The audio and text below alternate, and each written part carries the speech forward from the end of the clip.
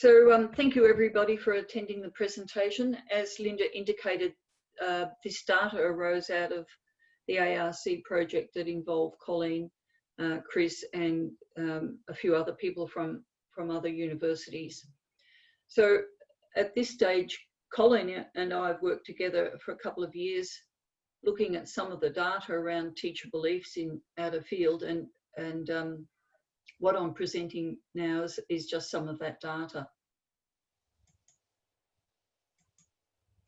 So just initially, a little bit about teacher beliefs in terms of the impact that belief systems have on science teaching and learning, or in fact, almost any area that teachers pick up, and the idea that these core beliefs impact on curriculum and the way they implement the curriculum. And what past research has shown is that whilst a lot of pedagogy can change, people's belief systems tend not to. So a little bit of data here that probably most of you have seen from, this is from an Australian study, looked at the school survey data. But the particular reason for pointing this out is that what we were really interested in was looking at some of the out-of-field teachers who have less than 5 years of experience. So if you look at that graph, what it's showing is that when we have out-of-field teachers, a lot of them are those teachers who are not very experienced in teaching anyway. So very roughly, again, when we did this project, we looked at 6 secondary schools in rural Australia around Victoria, New South Wales and Queensland. It was over 3 years, so what we were doing was collecting data from about 20 teacher participants, people who are generally in their first 5 years, although some of them moved out of that in the time we were working with them. We used interviews, video capture, artifact collection, and tried to also undertake interviews with some of the principals.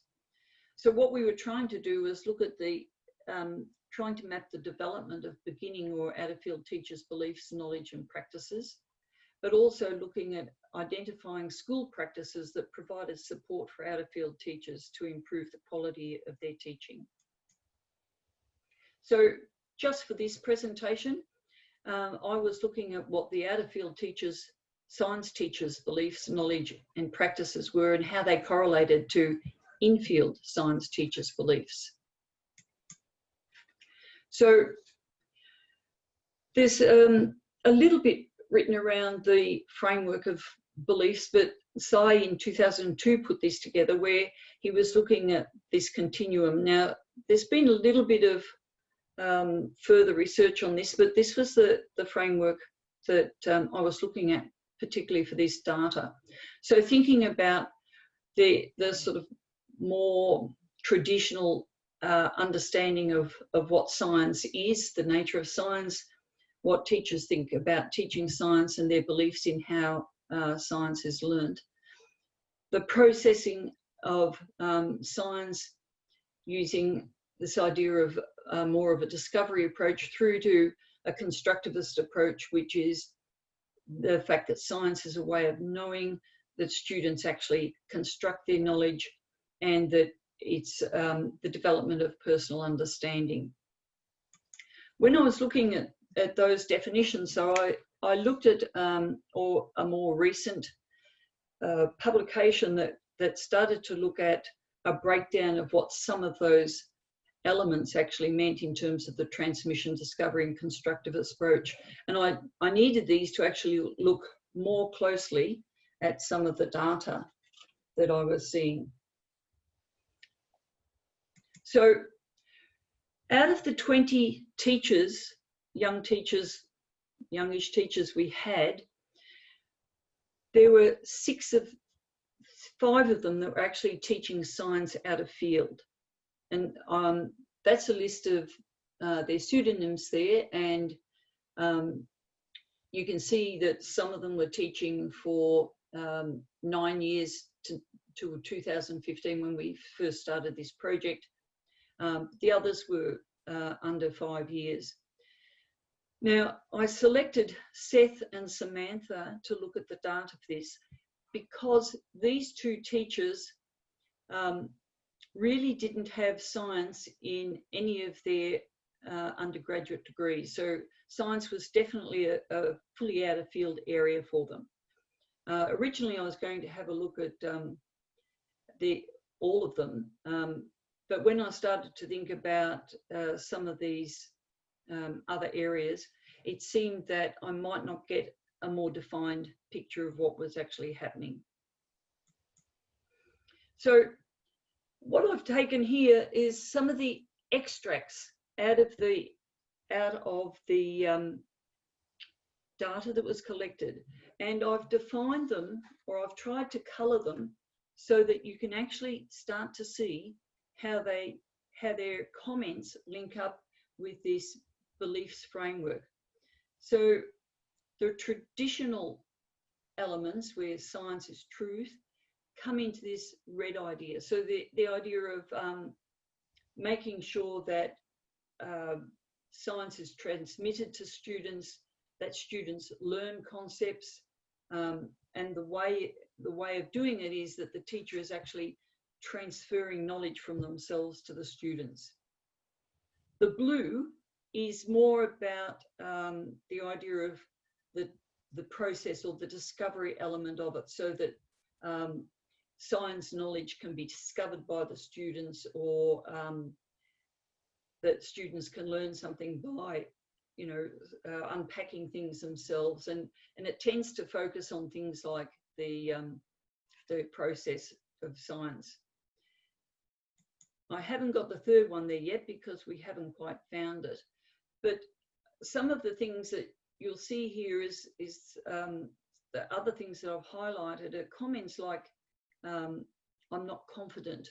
So teachers talking about out of field teaching, they're not confident with it. This teacher, Seth, feels that it has a negative impact at times because he can't answer all the questions. Again, that I can't answer all the questions is really coming down to that traditional approach. In terms of his passion for teaching the subject, all he's seeing here is he likes to see progress with the kids, and that again links with this idea of transmitting ideas to the kids. But the teacher does come in sometimes with some of these other ideas around self-directed learning from the kids, although always underpinning what he's talking about is this lack of knowledge or being aware that he needs to know things so that he can actually help them. Sometimes he talks about being able to transfer examples from everyday life into experiences that kids would understand. So this idea of bringing maybe authentic situations into the kids' learning. So in terms of his practice, he feels quite comfortable looking at a topic and getting to some of the learning himself, but he's not confident that he knows all of it, and he's not confident that he can actually respond to kids' questions when he's teaching them. In the second year, though, Seth felt a lot more confident because he stated that he'd learned a lot more content. So again, we go back to this idea of a transmissive approach. He's also learned a lot more skills, teaching skills. He comes back into this idea of engagement with kids. So these are some of the effective ideas that he underpins some of the things he does. When I asked him whether he felt he had impact on students' learning, he brought in the sort of data analysis that they're able to do at the schools that show that kids are learning some of the testing results and things that they have. Even in the second year, though, he still didn't have a great deal of confidence. Whereas in the infield, he felt he could walk into a classroom, he knew what he was doing, but in outer field, he actually said, if I'm not teaching in the correct way and they're not getting it, then it's probably pointless. One of the things we did do was to have a look at some of these teachers' lessons and ask them to comment on a snippet of their lesson. And it's really interesting because the way this teacher was teaching this lesson was using a PowerPoint to highlight the key points of the lesson, because again, it was something he could prepare in advance and it brought all of the things together. But what he was doing was he'd put the PowerPoint up and he'd be teaching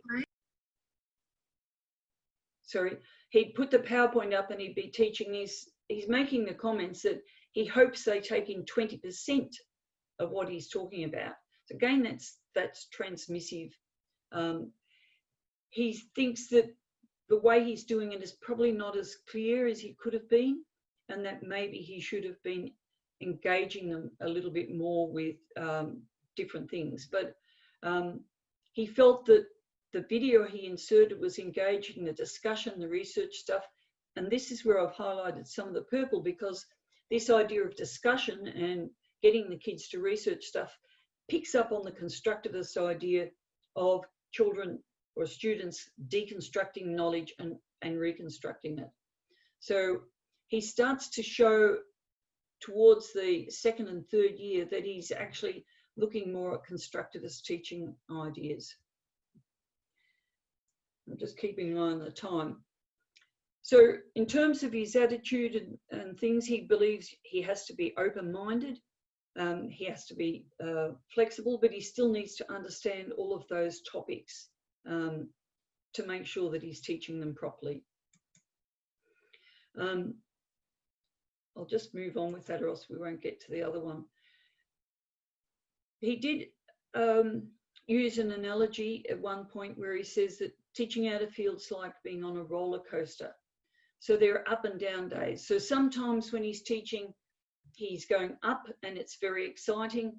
The next thing, it's a crashing down and slowly going down on the roller coaster. Samantha is a different person. She was teaching out of field, about 50% of her teaching was out of field, but she was talking about the time it takes to get her lessons together.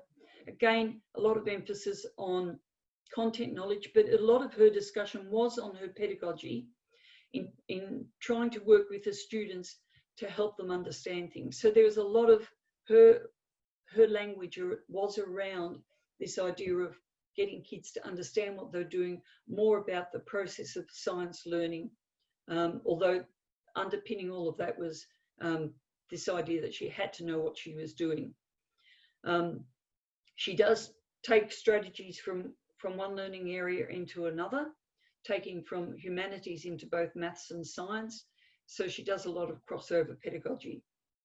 And she does use a lot of visual representation because she has an arts background.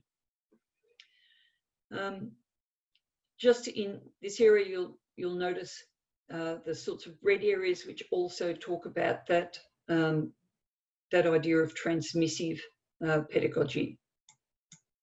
Oh, I wanted to actually mention here, one stage, Samantha talked about school pedagogy. She said there's a strong sense that the school thinks about the best way to teach students is not what's happening in the traditional way, but focusing on independent learning skills, higher order thinking, and preparing students to be more critical and creative.